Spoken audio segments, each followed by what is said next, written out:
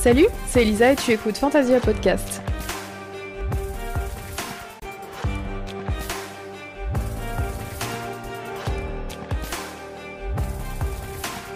Salut, c'est Lisa et tu écoutes Fantasia et aujourd'hui je voudrais te partager quelques pistes contre l'anxiété, le stress, etc. En ce moment je traverse une période avec pas mal d'incertitudes, tu sais le type d'incertitude où de toute façon tu peux rien faire pour changer la situation et où du coup t'as deux choix, soit tu continues à stresser et à tourner en rond chez toi en te demandant comment ça va aller, soit tu lâches prise. Et lâcher prise, c'est vraiment pas simple quand on est dans l'incertitude comme ça, et surtout quand on est impuissant, parce que on se dit oh là là, mais comment je peux faire pour arranger les choses, comment je peux faire pour limiter les dégâts, comment je peux sauver les meubles. Mais finalement, parfois, tu peux rien faire, tu peux que lâcher prise et essayer de t'en sortir quand même. C'est vraiment un travail, c'est pas quelque chose que tu fais du jour au lendemain, il y en a qui y arrivent, mais c'est pas évident. Mais en tout cas, le propos ici, c'est surtout de te dire que ça s'apprend, en fait. D'arriver à prendre les choses avec philosophie, même si tu te sens menacé, même si tu te sens en danger, même si t'as l'impression que tu sais pas comment ça va aller,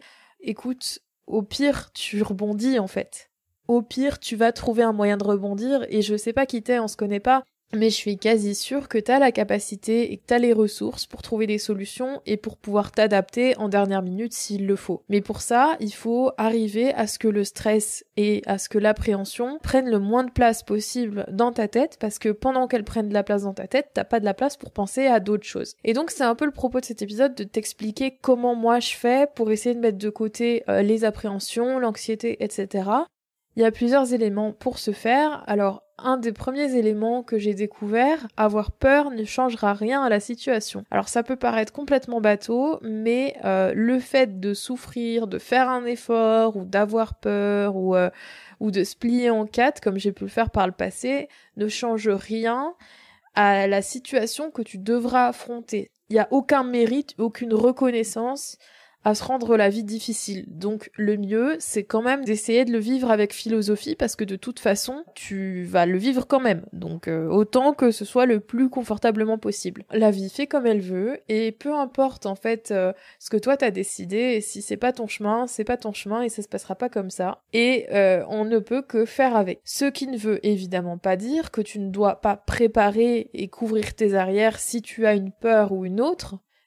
C'est important de savoir ce que tu peux faire quand t'es dans une difficulté, mais tu n'as pas besoin pour réagir de souffrir ou d'avoir peur. Ce sont des émotions qui ne sont pas essentielles à partir du moment où tu comprends leur message. Donc tu n'as pas besoin d'entretenir ces émotions-là une fois qu'elles arrivent. Donc je fais le choix de respirer et de rester centrée sur la manière dont vont se passer les choses, et sur la manière dont moi je peux m'adapter et réagir. Donc premier réflexe, évidemment, c'est pas de pas y penser, c'est d'essayer de voir quelles sont mes alternatives, mais en restant calme. Ensuite, par rapport à la leçon que j'ai apprise hier, comme je te le disais, les choses vont se passer exactement comme elles doivent se passer, peu importe ce que toi t'as mis en place. Donc l'idée c'est de pas s'épuiser en mettant des plans C, des plans D et jusqu'à des plans Z. Tu peux avoir un plan B si tu sens que ça t'aide à te rassurer, mais ça sert à rien parce que dans l'absolu ça va de toute façon pas se passer comme t'avais prévu. Donc dans tous les cas ton plan il va tomber à l'eau. Donc c'est peut-être bien pour se rassurer ou pour avoir une idée d'où on va,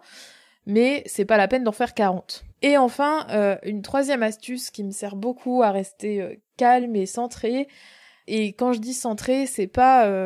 y a aucune connotation religieuse ou spirituelle là-dedans, c'est vraiment juste genre rester canalisé en fait, et rester dans ce que tu ressens et dans la manière dont tu te sens connecté avec ton corps, plutôt que rester dans ta tête et réfléchir pendant 100 000 ans à 15 000 possibilités différentes. Et justement, la manière de rester centré pour moi actuellement, c'est de ne pas envisager en fait l'après. Parce que comme je te le disais tout à l'heure, en fait tu ne peux pas de toute façon savoir comment ça va se passer, et il y a une chance sur deux que ça se passera pas du tout comme tu l'avais prévu, parce que c'est la vie en fait simplement, et que parfois la vie fait des surprises autant bonnes que mauvaises, et donc il vaut mieux ne pas anticiper de trop, parce que tu ne sais pas de toute façon comment ça se passera. Et que si tu anticipes de trop, tu risques de te retrouver complètement paralysé si jamais ça ne se passe pas comme tu l'avais prévu. Et ici, je vais prendre un exemple que les étudiants connaîtront bien, c'est l'exemple des examens oraux. On était beaucoup, moi y compris, à préparer les examens oraux, par exemple en anglais, avec un texte qu'on faisait semblant d'improviser devant le prof.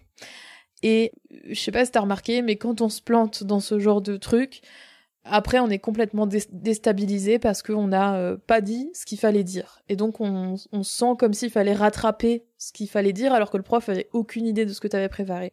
Et bah là c'est pareil. Le fait de rester centré sur toi et de canaliser tes émotions, et le fait d'éviter de te projeter dans le futur trop loin, ça va te permettre de voir les choses avec beaucoup plus de philosophie et de recomposer à chaque fois avec les éléments que tu as, au lieu de te dire « Oh là là, si ça s'était pas passé comme ça aurait été mieux, etc. » Donc c'est super important de bien rester centré dans le présent, de pas préparer 40 000 scénarios possibles, à la limite 1 ou 2 si tu te sens vraiment perdu et que tu sais vraiment pas comment faire, et évidemment tu te renseignes sur l'évolution de la situation et tout ça, et c'est pas question de faire l'autruche, mais c'est pas la peine de devenir une encyclopédie vivante. Et la troisième astuce que je t'ai donnée tout à l'heure, c'est pas une question de mérite, il est pas obligatoire de souffrir pour avoir du mérite, donc en fait t'as aucun avantage à rester dans une période vraiment difficile. Il vaut mieux essayer de rebondir et essayer de prendre les choses avec le plus de philosophie possible. Quand tu te dis que c'est un jeu ou quand tu te dis que c'est un défi, c'est beaucoup plus facile de voir les opportunités et de rester attentif à ce que tu peux faire pour améliorer ta situation. Et en plus, ça présuppose que tu vas y arriver. Donc c'est beaucoup plus positif pour toi et ça t'aidera probablement à mieux le vivre. Voilà, quelle que soit la situation que tu vis, en tout cas, je te souhaite bon courage. Et puis, j'espère que tu pourras tirer profit de cette situation. Et puis, si tu as besoin d'en discuter, tu sais où me trouver. J'espère que cet épisode t'aura un petit peu aidé. Si c'est le cas, n'hésite pas à me laisser 5 étoiles sur Apple Podcast ou bien ton application de podcast préférée. Et puis, on se retrouve dans 2 semaines pour le prochain épisode. Et d'ici là, porte-toi bien et essaie de voir la vie en rose.